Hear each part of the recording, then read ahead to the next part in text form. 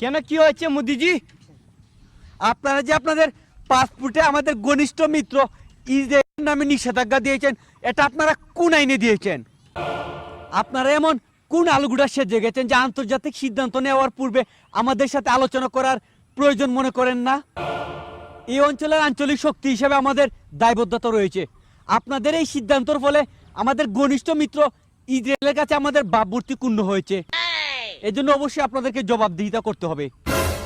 দেখুন, আমরা কারো কাছে জবাবদিহিতা করতে বাধ্য নই। আর আপনারা কোন জাউরা দেশের সাথে বন্ধুত্ব করেছেন সেটা দেখার সময়ও আমাদের নেই। আর আমরা এতটা মূর্খ নই আপনাদের মতো যে অন্য দেশের অভ্যন্তরীণ বিষয় নিয়ে নাক গলাবো।